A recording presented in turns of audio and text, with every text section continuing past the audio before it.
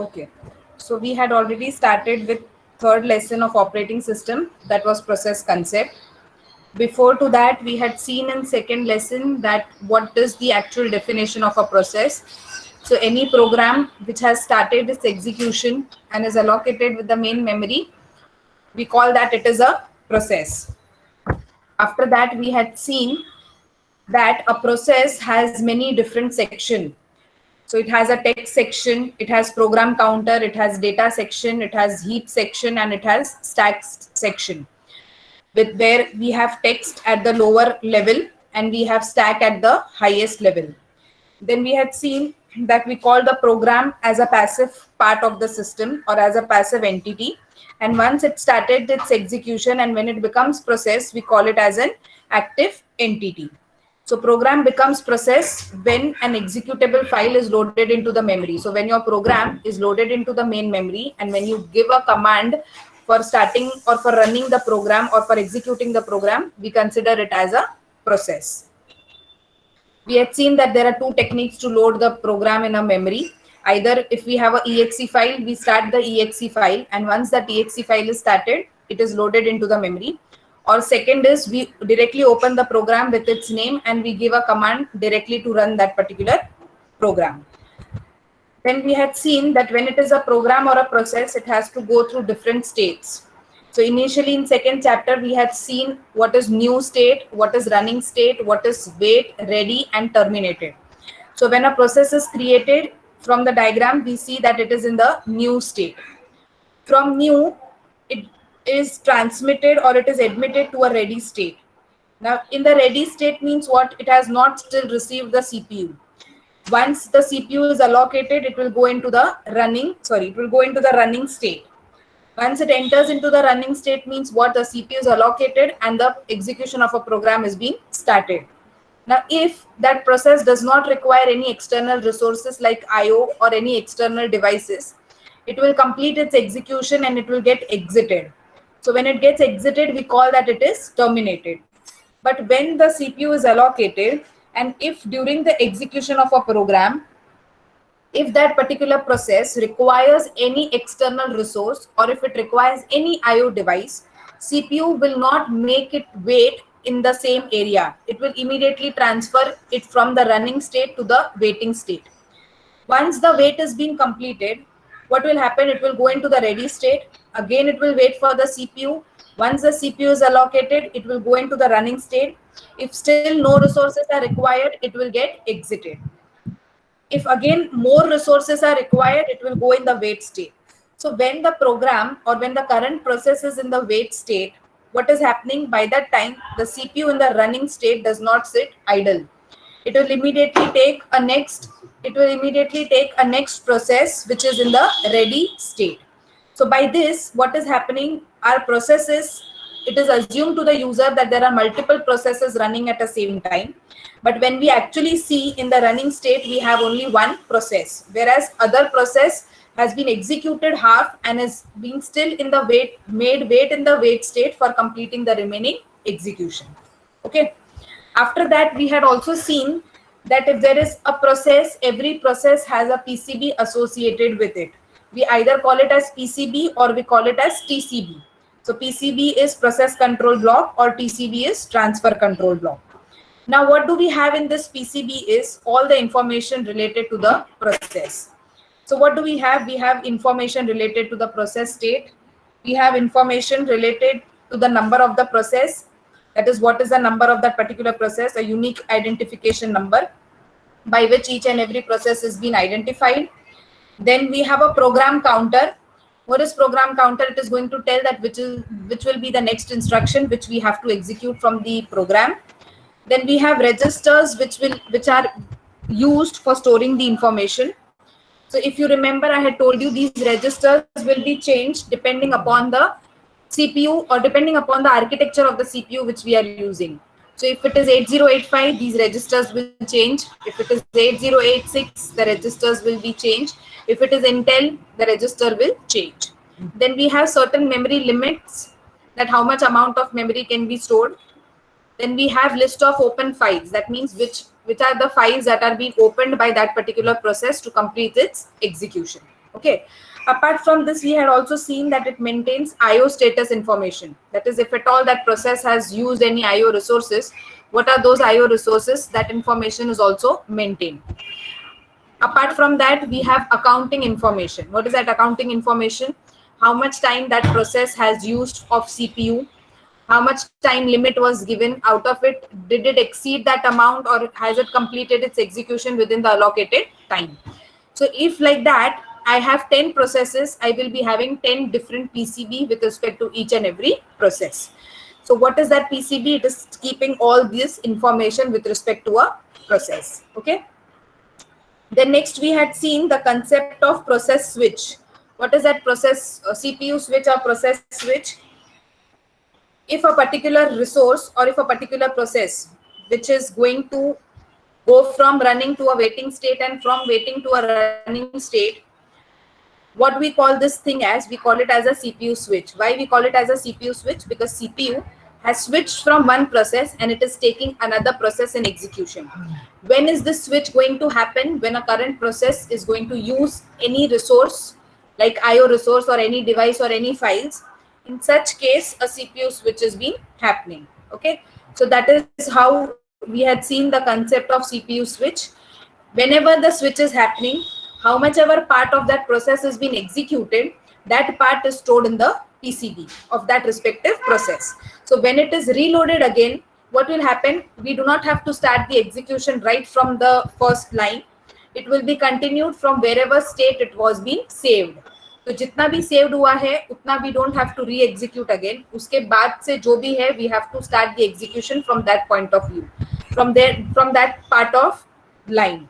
Okay, so therefore we are storing the information in the respective PCB. Once that PCB goes away in the waiting state, and when it is brought back again, we reload the PCB again to start the execution from that point. Okay. Then we had also seen the different threads, single thread and multi-thread. Single thread is what? The process is not divided into sub-processes. It is only one single program that is executing. If it is multi-thread means what? A process is divided into sub-process and all those sub-processes are getting executed separately and independently. Okay. Then we had seen scheduling queue. There are different types of queues. First was job queue, ready queue and device queue. What we had seen in the job queue is whenever a process enters into the system, it first goes inside the job queue. From the job queue, if it is ready for the execution, if memory is allocated, it will be in the ready queue. Once the CPU is allocated, the execution is being started. And during the execution, if it requires any resource, it will be sent to the device queue. Why? Because it is waiting for some device or it is waiting for some resource. Then we had also seen the diagram of it, that initially the process is in the ready queue. If it does not require anything, CPU will be allocated, process will be executed and it will be thrown out. But if in case it requires some IO request or if some requires some IO device, it will be made wait in the IO queue. Once the IO work is being completed, it will go back into the ready queue. It will wait for CPU. Once the CPU is allocated, it will complete its execution and it will be removed out. Then it may go into the 3 remaining state like time slice expired, which we had seen the concept of round robin. Time khatam ho gaya, suppose time quantum was of 3 minutes, wo 3 minutes khatam ho gaya, it will be made wait in the queue. It will wait for its chance to come again. Once the chance has been come, CPU will be allocated. Still, if it does not complete its execution, if it requires more time, it will again go into the time slice. So this will continue until the process does not complete its execution.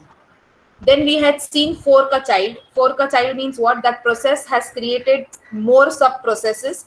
This will come into picture when we have a Unix operating system, because fork command is used to create a new child process in the Unix operating system. Okay, so it will wait for main process to complete its execution as well as it will wait for all the child process to complete its execution. Then if there is any external priority interrupt, it will be made wait in the interrupt till the interrupt is being solved. Once the interrupt is being solved, again it will be allocated in the ready queue. CPU will be given, it will complete its execution and go out. Okay, so this was all about the different types of queues that we have in the operating system. Then we had seen three types of schedulers: long term, short term, and medium term. What happens in the long term, or what is long term scheduler? It selects the process from the pool and loads in the memory. So what is the work of long term scheduler? To select the processes from the pool and give it in the memory, or load that processes in the memory. But who selects the processes from the ready queue? It is done by the short term scheduler. So when I see this diagram, if you remember, I had told you this. In this part, we require a long-term scheduler. But once the process is in the ready queue, who is going to pick and put it in the running? It will be done by the short-term scheduler. So from new to ready is done by long-term scheduler, and ready to running is done by the short-term scheduler. Okay. Now long-term also, we have seen that we have two types: IO bound and CPU bound.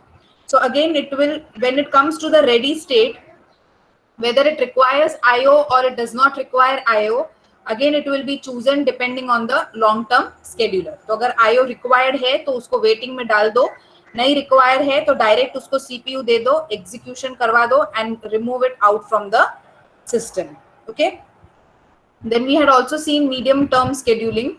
What happens in the medium term scheduling? Time sharing concept is used, which is again like round robin. Every process is given a time.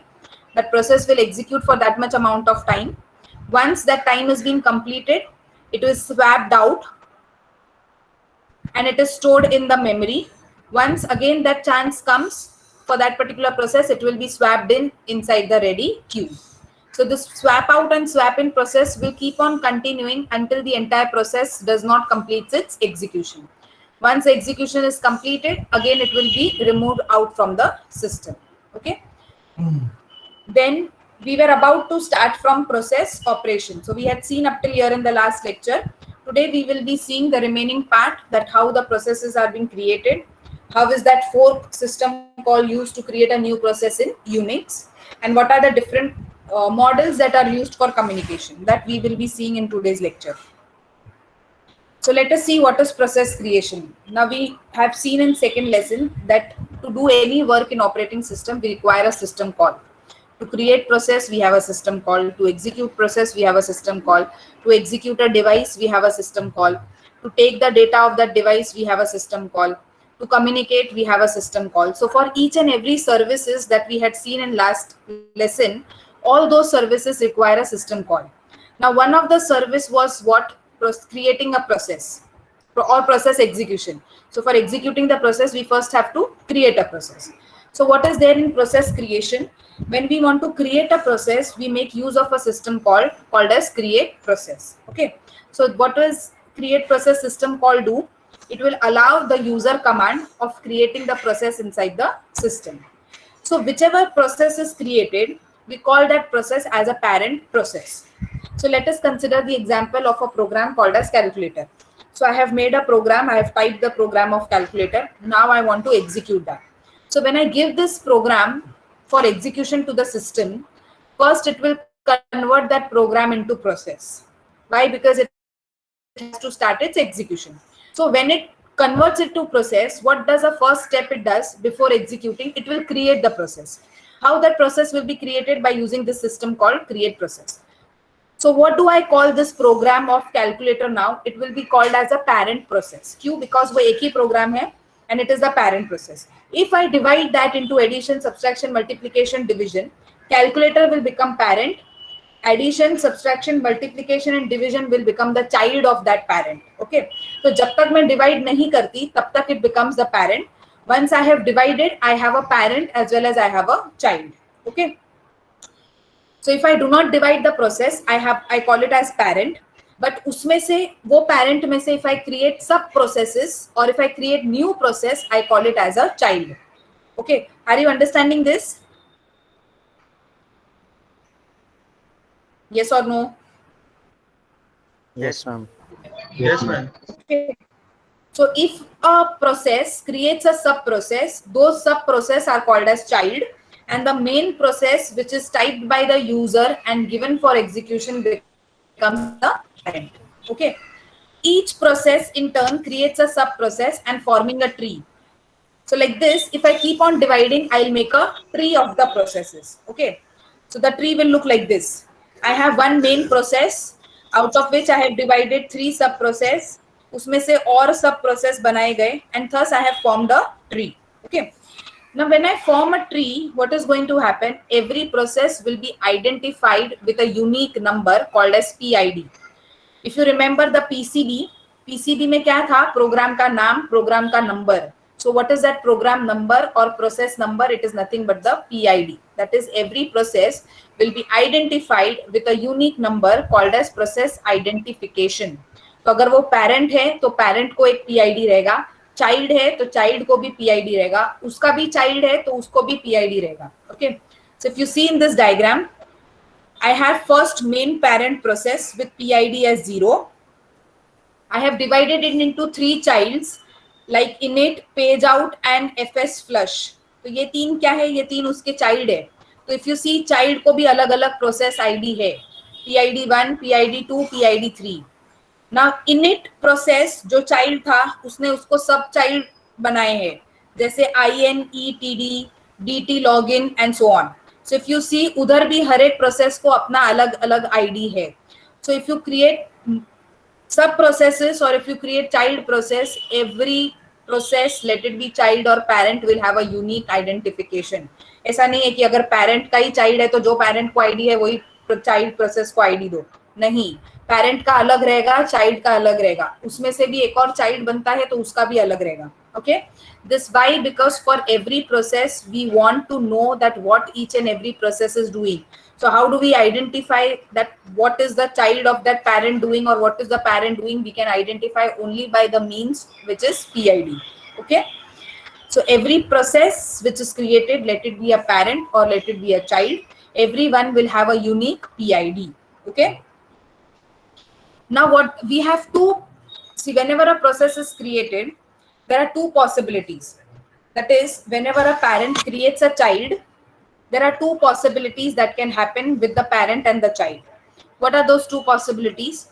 Parent can execute concurrently with the child. मतलब जब भी parent का execution चालू हो गया, simultaneously हम child का भी execution start कर सकते हैं. That is what is the first possibility. What is the second possibility? First, I will finish the execution of parent and then I will start the execution of children. Okay. So these are the 2 possibilities that can happen. Either you do simultaneous execution to achieve the result faster, or if you do not want to avoid any errors or if you want to go it systematically, complete the execution of parent first, wait till all the child processes of that parent also gets completed. Okay, both are allowed and both can be done by operating system. Clear? After that, what can happen? Third thing, the process may die. Now when it will die, if it has completed its execution normally, it may die, that is, it may get terminated. Or if there is any internal failure in the system, the termination may get exempted or it may get disturbed because of that failure. So if that failure happens, your process may die in that case also. So again, when the process dies, there are 2 possibilities. First is कि अगर successful completion हो गया है इसलिए वो die हो चुका है, that means it has gone out of the system. Second possibility may be what? There were some internal failures in the system, and because of that failure, abruptly the system got failed, because of which the execution of process also got terminated. Is this clear up till here? Yes or no? Yes, ma'am. Yes, ma'am. What is the next thing? The process name is the name of a program. So when I say that the process name is ABC, so that is what it is, nothing but the program name that a user has given. Okay. So if a user has given the name of a program as calculator, तो उसका process का नाम भी क्या रहेगा? Process का नाम भी calculator ही रहेगा. Process name does not get changed, but a process ID is allocated as soon as the program starts its execution. So program name is given by the user, but process ID or a program ID is allocated by the system. User cannot give PID. User has a right only to give the program name, and whatever is the program name, with the same name your process will also be identified in the system. Okay. Now when I talk about Unix, till here process name tak Unix में भी सब कुछ same रहेगा. What thing will get changed in Unix is this 3 phase of creation: fork, execute and wait. अभी Windows वगैरह में क्या होता था, we were using with system call create process system call to create a process. But now if I change my operating system and if I use Unix, I cannot use create process system call to create a process. I have to use a system call called as fork. Okay, so fork system call is used to create a process in Unix, whereas create process system call is used to create a process in Windows. Please remember this. Okay, so when I talk about Unix operating system, my process can go through three phases. Okay, what are those three phases? Fork, execute, and wait. Fork means what? The process will be created. Even if it is child process, again it will be created with this fork system call only. तो अगर parent process रहेगा तो भी same system call है, child process रहेगा तो भी same system call है. अगर Windows रहेगा तो भी parent process है तो create process system call, child process है तो भी create process system call. Okay, once the process is being created, I have to give a CPU to it. So when a CPU is given and when the execution starts, which system call is used for executing the program or a process? Execute, exec system call is used to execute the exec system call is used to execute the process. Now if that process requires some IO device or if it requires some external resource, I have to send that process to wait. Why? Because I cannot make CPU wait. I have to send the process in the waiting state and then take a new process in the CPU for execution. So whenever any IO resource is required or any external device is required, I want to send that current process to the waiting state, I will use which system call? I will use this wait system call to send the process in the waiting state. Okay. Every process state is common in Unix and is same in Windows. ये जो process state हमने diagram देखा था initially, same process state diagram is used in Unix also. But how it is different? It is different only in terms of system calls. Okay. I have only three system calls if it is Unix, and which are those? Those are fork for creating, execute for execution, and wait for waiting. Okay. Is this clear up till here? Yes, ma'am. Yes, ma'am. Okay. So let us see the things which I have explained you, same are written over here. A process is created with a fork system call. What does it does? It simply creates a copy of a program, and that copy will have a separate PID. Why? Because if it is creating a child processes, parent will also have one process ID and the child will also have the respective process ID. अगर child नहीं बनाया है तो एक ही program रहेगा और वो program को एक ही PID रहेगा. Okay. If it is exe system call, why do I use this system call? To execute the processes. Okay. Processes will be executed with same PID. तो अगर create करने के लिए PID 111 है तो वो एग्जीक्यूट भी सेम पीआईडी से होगा. It is not like that कि जब एग्जीक्यूशन फेज में चला जाएगा तो उसका प्रोसेस आईडी चेंज हो जाएगा. It is not like that. एक बार जो प्रोसेस आईडी अलॉकेट हुआ वो वही प्रोसेस आईडी से एग्जीक्यूट होगा, वही प्रोसेस आईडी से वेटिंग स्टेट में जाएगा और वही प्रोसेस आईडी से वो टर्मिनेट भी हो जाएगा. Okay. What is wait? If I require some external resources, I have to keep that process in the wait state. What can be a second thing? We have just seen that there can be two possibilities. Either both execute at the same time or the parent has to wait till the child executes. So if I have created a program and if I have made a child also of that program, तो अगर parent का execution खत्म हुआ but child का नहीं खत्म हुआ तो वो parent will be sent to a waiting state. Why would that parent will be sent to a waiting state? Because उसके child have not completed the execution. तो वो वेटिंग से कब बाहर निकाला जाएगा? जब भी उसका चाइल्ड का भी एग्जीक्यूशन हो जाएगा तभी. So there are two ways or two possibilities again when I go to the wait state. First possibility is what? If it requires some resource, send it into wait. Second possibility is अगर दोनों का execution साथ में नहीं हो रहा है, दोनों ने अलग एग्जीक्यूशन सिलेक्ट किया है, तो अगर पेरेंट का एग्जीक्यूशन खत्म हो चुका है, still it will be made wait in the waiting state. Why? Because it has not completed the execution of the child. एक बार चाइल्ड का एग्जीक्यूशन भी खत्म हो गया, then parent and the child both will be remove from the wait and will be sent to the terminated state. Is this clear? Yes, ma'am. Okay. Yes, ma'am. So after the, what is process termination? Termination means the final statement of the program is being executed and the process has generated the result, or the program has generated the result. It has displayed the result to the user and now it has exited from the system. That is what is process termination. So which system calls do we use for termination of a process? It is either exit system call or terminate process system call. So along with this fork, execute and wait, how will I understand कि execution खत्म हो चुका है and result display हो चुका है? When this system call is executed. Which system call? Either exit or terminate process. Is this clear? What will happen when the process terminates? जो भी उसने allocation के time पे use किया होगा, memory, resources, any files, all those files, resources and memory will be deallocated. Why they will be deallocated? Because execution is completed, result is being given, and that deallocation means a new process can be loaded again, and that part of memory which was used by the previous process can now be given to the new process. Okay, so once the process terminates, everything which process has used again will be given back to the system. Clear? Yes or no? Understood up till here? Yes, ma'am. Yes, ma'am. Yes, ma'am. Okay. Now let us see next. A parent may terminate the execution of one of its child for varieties of reason. Now what is happening? We just discussed that a parent can create sub children of the main program. So when a parent process creates a child process, what is going to happen? The parent may stop the execution of its children for some of the reason. What are those reasons? First is that the child has exceeded its usage of some of the resources that has been allocated.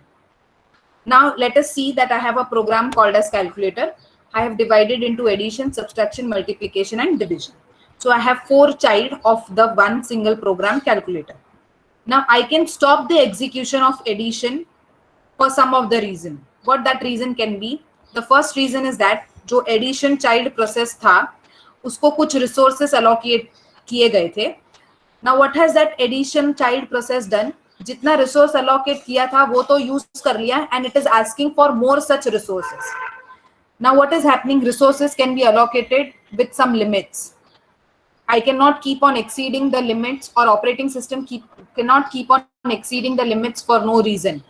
So what will happen in such case? Parent will stop the execution of addition process. Why? Because it is asking for more resources which is not required. तो अगर requirement से ज़्यादा resources मांग रहा है तो parent process can discontinue the execution of that child process. Okay, so that can be one reason कि जितना resources है उससे ज़्यादा मांग रहा था इसलिए उसका execution बंद किया गया. Second is what? The task assigned to the child is no longer required. It may happen that now I do not want to execute addition.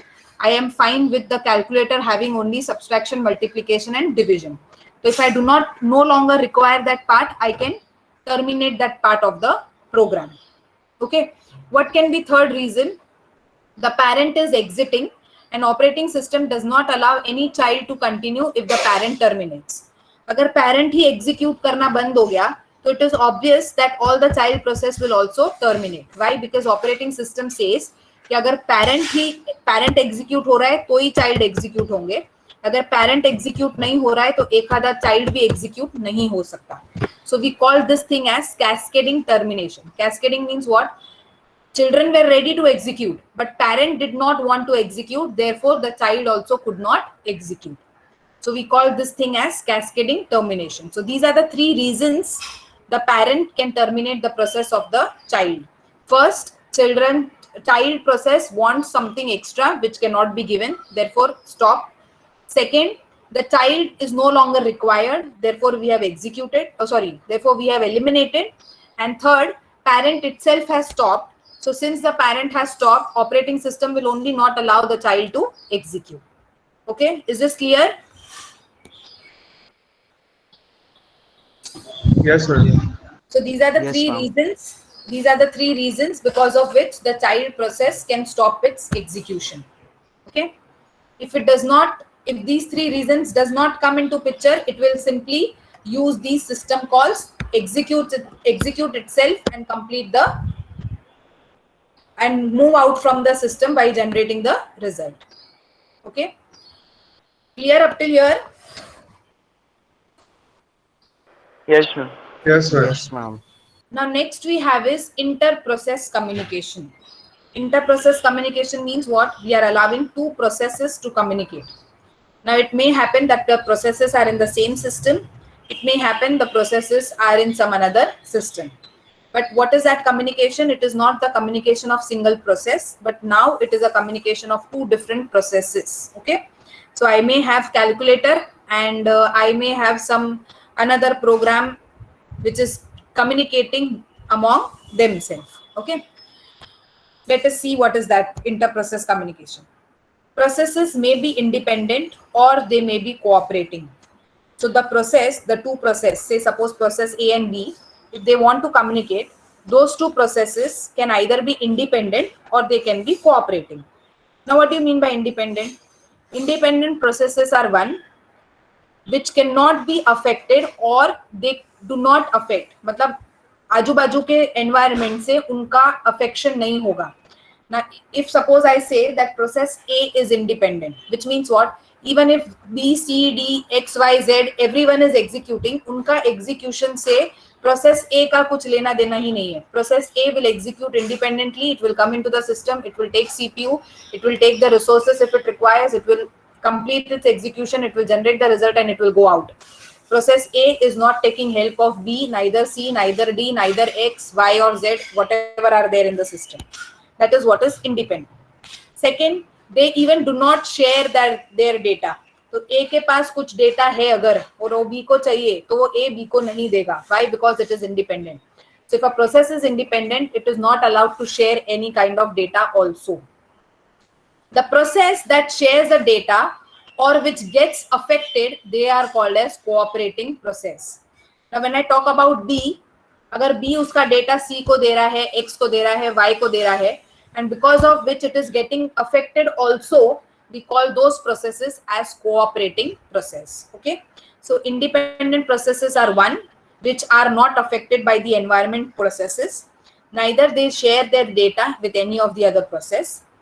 What is cooperating process? A process which gets affected from the environment processes as well as it shares the data. So why they are affected? They are affected because they are sharing the data. तो अगर जिधर sharing नहीं हो रहा है उधर कुछ environment का इफेक्ट भी नहीं है, बट जिधर शेयरिंग हो रहा है उधर एनवायरनमेंट का इफेक्ट होगा. So we call such processes as cooperating processes. Okay, so when I say that two processes are communicating, those processes can be either independent processes which are communicating or they may be cooperating processes which are communicating. Okay, is this fine up till here? Yes. Yes, ma'am. Yes, Okay. What do we have? We can have four things associated when there is inter-process communications. What are those four things? There may be a sharing of information. Okay, any information can be shared between the processes. There may be computation speed up. Now, how will I increase the speed of the communication? By breaking the processes into subtasks. Okay, which means what? By creating the child processes. तो अगर एक ही program का child process बना दिया and if I start multitasking और multi programming, I can achieve faster communication. Okay, modularity means what? I am dividing a program into its sub threads, that is multi-threading करके. So increasing computation speed up is multi-programming and I can achieve modularity with multi-threading. Why I am doing all this? So that I can have a better communication between the processes. If I allow information sharing, I can communicate. If I do multi-programming, I can communicate. If I do multi-threading, I can communicate. What do you mean by convenience? Convenience means what? This all things, information sharing, multi-programming, multi-threading, should be understood by the user in a very proper manner. So if a user is understanding everything in a very proper manner, I can say that the system is convenient to the user. If I do not know how to execute, if I do not know how to give the commands, I do not know how to create a process, can I say that a system is user friendly? No. If a system is not user friendly, I will say that a system is not convenient. So this convenience means what? If I make a system user friendly, I am making the system convenient for the processes also to communicate and for user also to understand that communication. So this convenience is from point of view of user with respect to understanding the system as well as with respect to process communication inside the system. Okay, so when I achieve all these four things, what do I say? I am making the system communicate among the different processes that are running inside the operating system. Okay, so when I say process communication, I should achieve information sharing, I should achieve multi-programming, I should achieve multi-threading, and I should also see the user convenience. Clear? Now, to do all this, I have system has designed two models. Which are those two models which are used for communication? One is message passing and one is shared memory. Okay. When do I use message passing? Whenever the information is small. Small अगर process है उसको small information ही भेजना है यहाँ से वहाँ, तो I use message passing. But if I have longer data communication or bulk data sharing, I will use shared memory. In that case, I cannot achieve or I cannot use message passing. Okay, so there are some disadvantage of message passing, that it can be used only if there is a small amount of data. But if a data is larger with respect to processes, I have to switch to shared memory. So these are the two diagrams. The first diagram A is for message passing and diagram B is for shared memory. What am I doing in diagram A? Process A and B wants to communicate. So which model I am using? I am using message passing model.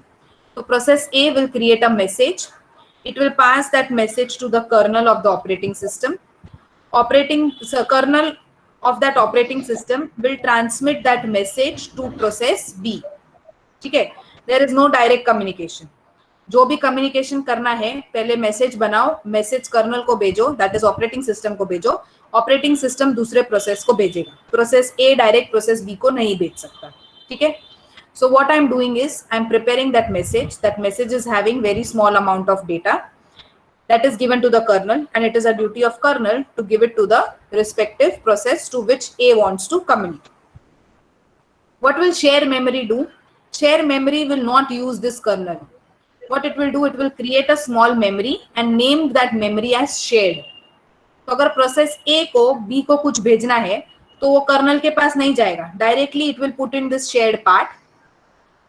B will take from that shared part. Now we can have the example of this as our Google Drive. Whatever I want, I will put on the drive. I give the link to you. You can share directly from that link. You do not have to again come to me that de do mujhe data, ऐसा कुछ नहीं है. Once that link is shared, whatever I will keep on putting on that shared drive, you can use that shared link and keep on taking or keep on accessing the data. So that is what is shared. एक बार memory share हो गया तो जो भी process ए डालेगा B को मिलेगा, जो भी बी डालेगा ए को मिलेगा. I do not have to use operating system or kernel in this. Okay, once it is shared by both. Whichever process wants anything from the other process can directly access from that shared part. So we say that shared memory model is more faster as compared to message passing model. Why it is faster? Because we are not wasting time in sending it to operating system and then operating system sending it to B, like that. We are not wasting that time.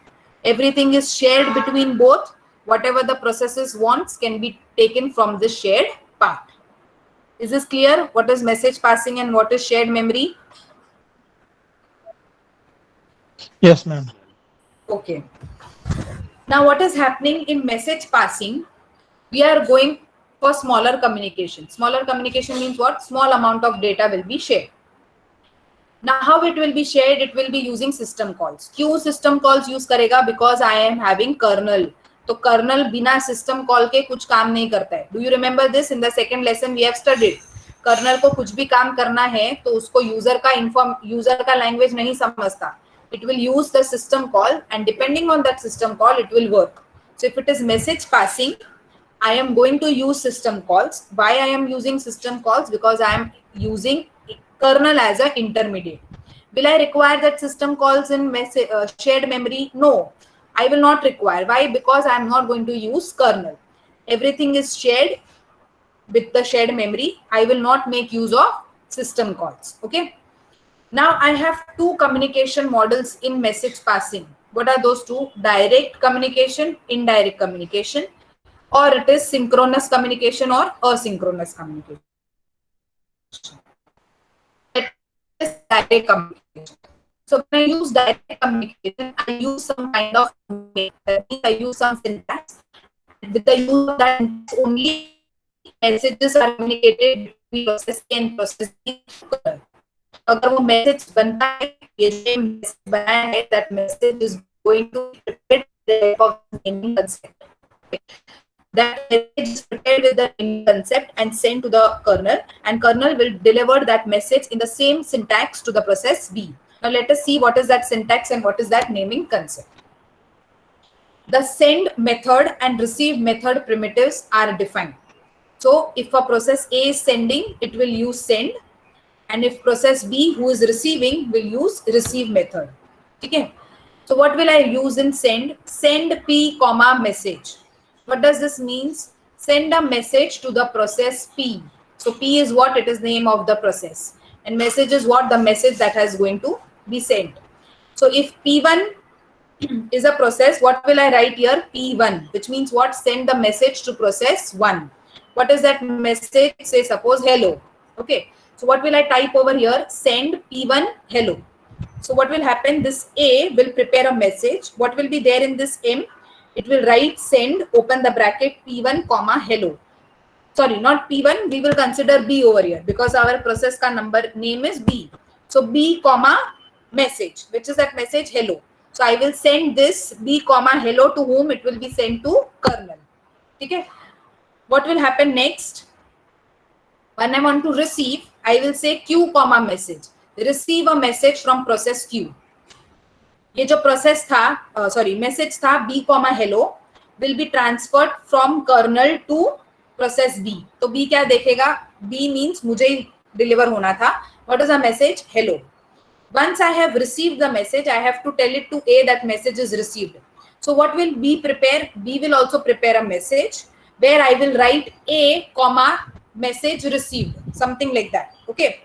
So what I'm doing over here, receive me, I am sending A comma receive message. What will happen again over here? This B will prepare this message, send it to kernel. Kernel will send it to process A. What will process A, when it opens, what it will come to know? That this message is for me. What is the message? That the message is being received by process B. Are you understanding this? Yes, Yes, ma'am. ma'am. Okay. Yes. So whenever these processes are communicating, they are communicating by using the direct communication method with some naming concept. What is that naming concept? Use send while transmitting the data and use receive while receiving the data. What is the message? Message, whatever has to be transmitted is received or is written inside this syntax called as message. Okay. And sender will send the receiver process number, and receiver will use the sender process name. Are you understanding this? Yes. Yes, ma'am. Yes, ma'am. Now what is happening? Message तो बन गया. अभी transmit करने के लिए can you see इधर एक line है. What is this line? This line is nothing but the communication link. So what I have to do is I have to prepare a communication link, which is nothing but the line from where the data will go from A to kernel and kernel to B, B to kernel, kernel to A. ऐसे ही हवा में message नहीं जाएगा. A link will be created and that link is called as communication link. So what are the properties of that link? A link is established automatically between every pair of process that wants to communicate. तो अगर ये दो process को communicate करना है तो link will automatically be created once if they decide that they want to communicate. Now if B and C wants to communicate, so if they have decided they want to communicate, once the request goes, the link is automatically being created, and after the link is created they can transmit the data. The process needs to know only each other's identity to communicate. तो हमने देखा ये दोनों के पास एक दूसरे का identity गया, आइडेंटिटी मिलना जरूरी है. Why? Because they should know that who is sending and who is receiving. So along with the link, we also share the identity that who is sending and who is going to receive. A link is associated with exactly two process. So we can communicate only with two process at a time. A with B, B with C. A cannot have communication with B, C, D, X, Y, Z together. ऐसा नहीं हो सकता. A के साथ B communicate करेगा, B का खत्म होने के बाद ही A C के साथ communicate कर सकता है. So there is communication link only between the two processes at a time. Between each pair of processes, there exists exactly one link. So if you see, there was exactly one link from A to kernel and kernel to B. A किधर और C, D के साथ communicate नहीं कर सकता अगर it is currently communicating with B. B का communication होगा, खत्म होने के बाद link discontinue होगा, फिर नया link A का C के साथ बनेगा. Okay? I cannot have multiple communication having at the same time between the two processes. Is this understood up till here? Yes or no? Yes, अब ma'am. देखिए, हाँ, what we call this, हाँ, ये पूरे process को what do we call? We call it as symmetry in addressing. This is called as symmetry in addressing. Sender writes the receiver's number, sends the message. Receiver writes sender number or a sender's name and sends the messages. Now, what is the another scheme? Another scheme is asymmetry. Now, what is there in asymmetry? Same two things are used. Send and receive messages are used. But what is the difference? Send P comma message. Send a message to process P. This is same. What I will write? अगर A को भेजना है तो what will I write? Send B comma hello. तो वो hello message किसको deliver होगा? B को. But what is the difference? Difference is in the receive. What will receive do? Your receiver will not use the name of the sender, but it will use the PID of the sender. So previously यहाँ पे क्या हो रहा था? I was writing receive A. तो receiver को क्या बोलने का है कि sender A के पास जाके message डालो कि message is received. But here in asymmetry, I am not going to use the name of the process, but I will use the PID of the message or PID of a process A. तो अगर PID 101 है, so what I will write over here? 101 comma message received or message deliver, whatever it may be. Understood? Yes or no? Yes, ma'am. What is the difference? If it is symmetry, एक दूसरे का नाम use करो. If it is asymmetry, sender will use the name of the receiver, but receiver will use the ID of the sender. In short, clear? Yes, ma'am. So, okay. What is all this? All this is direct communication of message passing. Now, when I use indirect communication, what do I do? The messages are sent to and received with the help of mailboxes and port number. Send a comma message, which means what? Send a message to mailbox. Just a minute. Send a message to the mailbox A. ये यहाँ पे क्या हो रहा था? Messages बन रहे हैं, prepare हो रहे हैं. एक दूसरे का ID डालो, direct message डालो, kernel के through transfer करें. अभी क्या होगा indirect में? I'm not going to directly prepare a message and send. Message will be prepared in the form of a mailbox or with the help of the port number. See, maybe in UP, that is in your microprocessor, you will study something called as serial communication. Serial communication means I am not using the Cat6, Cat5 cables. Internet के cables use नहीं होंगे for transmitting the data. I will be using some ports. Whenever we connect the devices in our system, and if I want that device to communicate, we select the port number. COM port number is being selected by the system itself. System gives user also a choice to select the number, but अगर user को नहीं पता है कि कैसे select करना है या क्या number डालना है, तो system खुद ही एक COM port generate करता है. Okay, what is that COM port? It is nothing but the COM port number and through which we are going to communicate. So when I'm using indirect communication, what am I doing? I am creating either the messages in the mailbox and sending it to them, or I am sending through that device by using some port. Okay, so every device that is connected in the system is identified by some port number. So I am using that port number for communication. Okay, so when I use port numbers and when I use mailboxes for communication, I call it as indirect communication. तो दोनों चीज में messages बनेंगे, but how will be they getting transmitted? Either through mailbox or through port number. We will not have such kind of direct links. Okay, these links will be replaced by port numbers and they will be replaced by the mailboxes. Okay, so if I use mailbox or port concept, the message prepared will be same. Send the message to the mailbox A, receive the message from the mailbox A. Here I am not telling who is the sender, but I am just telling who is the receiver. Okay, when I type a mail में आपको समझता है किधर से आया है, किसको भेजना है. But what will happen in this indirect communication when I use message passing model? I am only relieving the details of the receiver, but I am not relieving the details of the sender. But when I'm using direct communication, I am relieving the details of sender as well as the receiver. But when I use indirect communication, I am telling only who is the receiver. I am not going to tell who is the sender. Are you understanding? Yes, ma'am. So, ma'am, it can be used to pass messages to multiple processes as well. Yes, multiple processes. Again, A to B can communicate through mailbox, through ports. उनका communication हो गया, then only A can use to talk to C. C के साथ हो गया, then only A can talk to D. Again, that process will remain same. एक के साथ ही communicate करो. But how is a way of communication? That is only different. Clear? Yes? Yes, ma'am. Okay. Yes, ma'am. Now next, so with this we have understood direct and indirect communication of message passing. What is synchronous and asynchronous, that we will see now. Synchronization. Message passing may be either blocking or non-blocking, which is also known as synchronous and asynchronous. तो अगर blocking है तो we call it as synchronous, non-blocking है तो we call it as asynchronous. ठीक है? So what is blocking?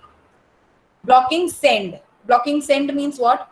The sending process is blocked until the message is received by the receiving process or by the mailbox. Blocking send. Blocking send means what? जब तक message पहुंच नहीं जाता और receiver को receive नहीं होता, तब तक new message cannot be sent. That means I have to wait for the acknowledgement from the receiver. Receiver से एक्नॉलेजमेंट आ गया, उसके बाद ही दूसरा डेटा सेंड हो सकता है. एक्नॉलेजमेंट नहीं आया तब तक I can not initiate any new data to be send to the sender. What is this non blocking send? The sending process sends the message and resumes the operation. That means it will keep on sending. I am not bothered whether the receiver is receiving or not. So when I say synchronous sending means what? You send one, wait for that acknowledgement of one, then send two, wait for the acknowledgement from two, then send three, wait for the acknowledgement from three. What is asynchronous sending? Send 1, 2, 3, 4, 5 continuously. I do not care whether one is received or not. I am not bothered with that. अगर मुझे सामने से आया कि ठीक है 2 नहीं receive हुआ है तो ही मैं वापस 2 सेंड करूंगी. But I will not wait for any acknowledgement. So this happens in asynchronous. What is in synchronous? I will wait for the acknowledgement. Okay. Next is blocking receive. Blocking receive means synchronous receiving. The receiver blocks until the message is available. Means what? I cannot send the acknowledgement also जब तक मुझे message properly खोल के देखने मिलता नहीं है तब तक. So now what am I going to explain you? Blocking send and blocking receive. ठीक है. Blocking send में क्या हो रहा है? I am sending one. I am a sender, you are the receiver. I will send one.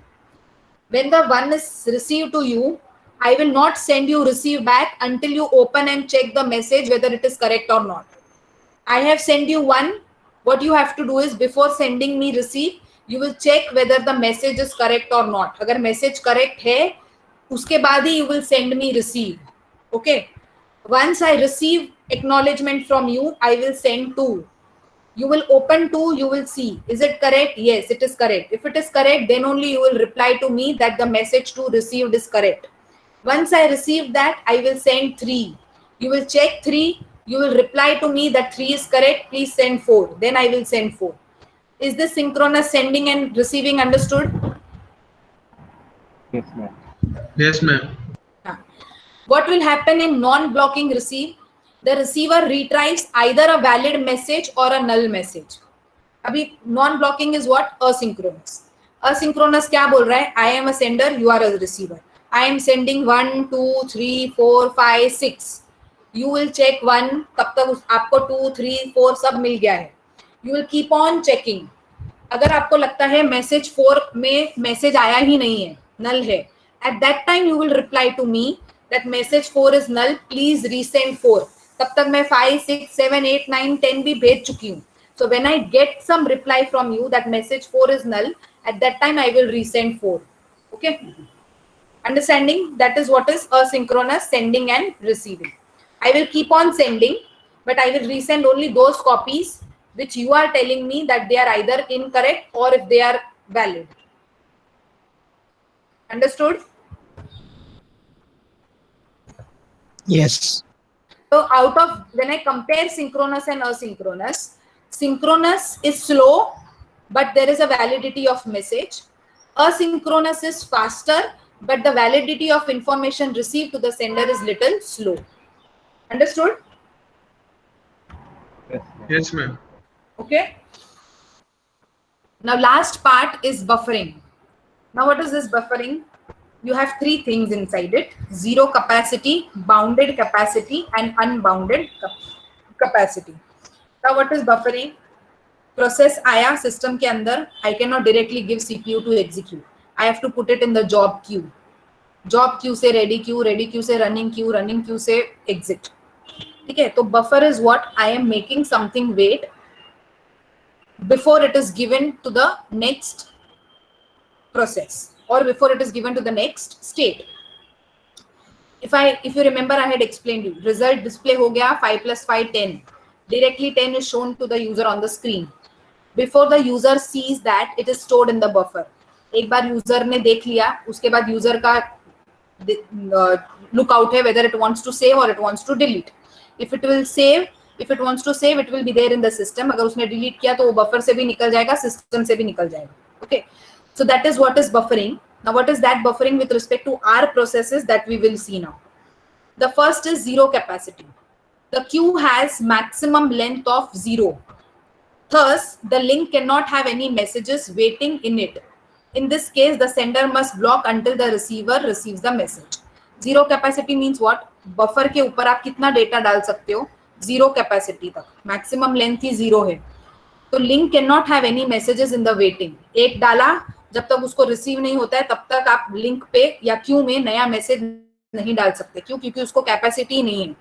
एक जाएगा, receive होगा, उसके बाद ही नया मैसेज आप क्यू पे डाल सकते हो. Why? Because the capacity is 0. So zero capacity means what? एक मैसेज आपने डाला है क्यू में, वो भेजा जाएगा रिसीवर को, रिसीवर उस पर रिप्लाई देगा, उसके बाद ही क्यू में दूसरा मैसेज आएगा. क्योंकि जब तक एक खाली नहीं होता तब तक हम दूसरा भर ही नहीं सकते. क्यों? क्योंकि उसका कैपेसिटी ऑलरेडी 0 है. Correct? Did you understand this? Yes or no? Yes, ma'am. Now what I'll again explain you in a simple language. On a bench, only 3 students can sit. If I want the 4th one to accommodate, what I have to tell the first 3, you complete writing your exam. Anyone which will go out, uska replacement mein hi I will allow the 4th one to sit on the bench. So that is the same thing. Why? Because the bench ka capacity now is 0. I cannot fill more students. जब तक एक बाहर नहीं जाता या एक दो messages बाहर नहीं जाते, तब तक I cannot allow the new message to enter inside the queue. Okay. Next is bounded capacity. Bounded capacity means what? The queue has finite length. Queue को एक length decide किया गया है. Say suppose the length is n. Thus, at most I can have n messages inside it. If the queue is not full, when a new message is sent, the message is placed in the queue and the sender can continue the execution. Now what does this mean? What is that, Soham? Sorry, ma'am. Mute. Bounded capacity means what? The length of the queue is decided. For example, length of the queue is 5. How many messages I can put on the queue? 5. 5 से ज़्यादा can I put? No. Why? Because there is उतना bounded capacity है. Message 1 link पे जाएगा, send हो जाएगा. Message 2 link पे जाएगा, सेंड हो जाएगा.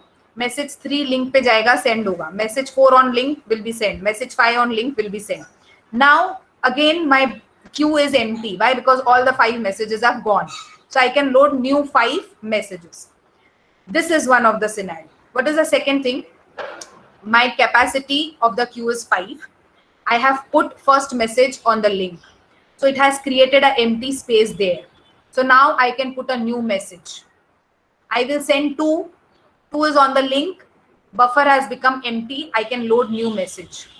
Then next buffer message 3 will go on the link.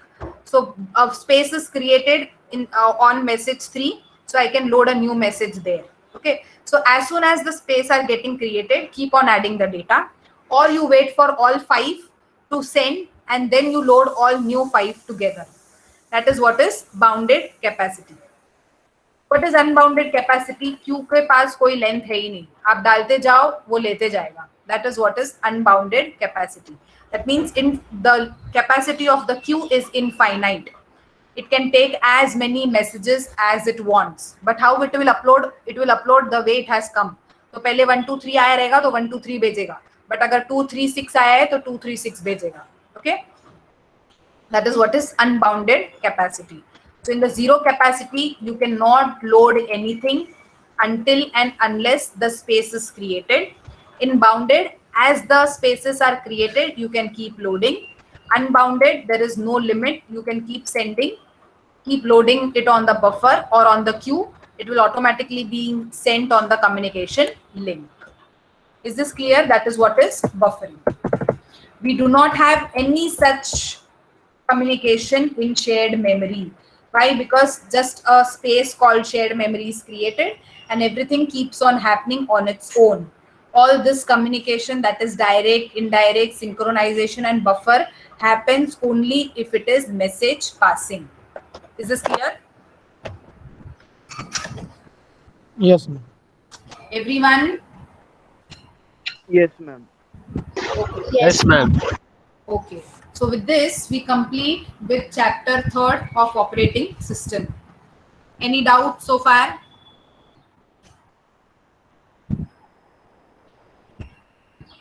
Yes or no?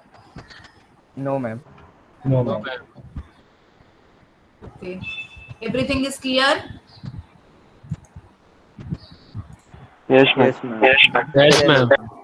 Okay. So we have completed with chapter 1, 2 and 3 of operating system and completed quiz of chapter 1. 2 और 3 का बाकी है. Correct?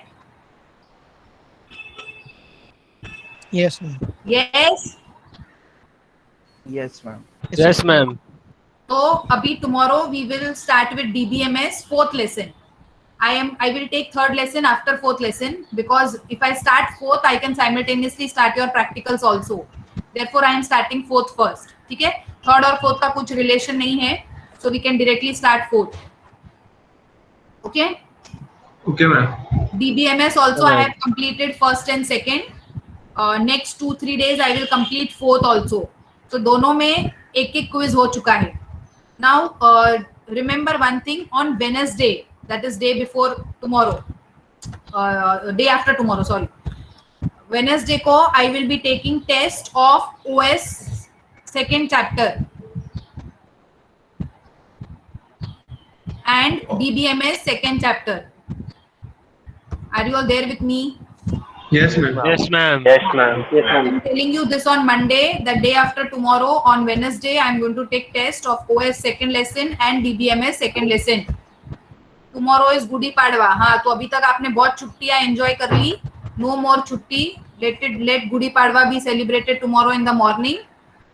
If I will try to leave you early, and then you can celebrate Gudi Padwa. Okay? Okay, Dhruv? Okay, ma'am. And then I will ask you how you have celebrated it on Wednesday. ठीक है? Give me your attendance.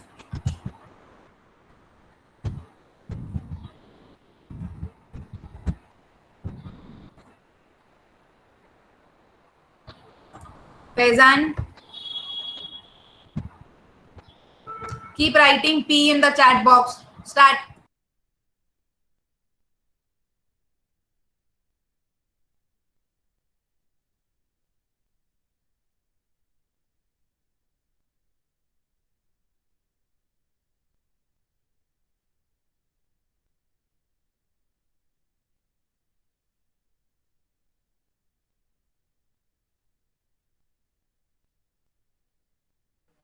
Ma'am, we can leave now.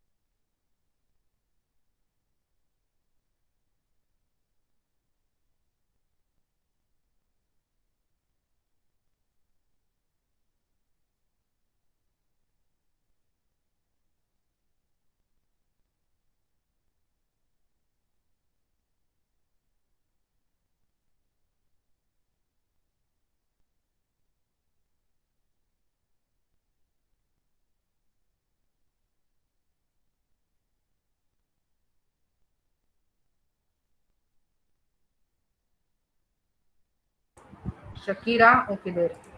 Arjun not there. Prithvi there. Keval. Next. Sushant not there. Dhruv there. Kush there. Rudra is there. Then Gayatri, Gargi, Kavya, Nishant. Nishant not there. Yash not there. अच्छा there. Prem, Sharad. I'm there. हाँ हाँ. Shrey is there. Sharad. Nishant. Nishant is there. हाँ. Sorry. Tanmay there. Sharad not there. Naman there. Keshav, Shruti there. Pratik there. Ashutosh. Okay. Okay. Yes, Pratik you are marked present. श्लोक देर. हाँ, श्लोक को किया मैंने. नहीं किया क्या? किया है श्लोक. आपको प्रेजेंट है. Okay, so we meet tomorrow at 10:30 in the morning. Okay, and we DBMS link. We'll start with DBMS. मेरे. Okay, see you all tomorrow. You can leave. Ma'am, Yes. ma'am, can you send last lecture's record?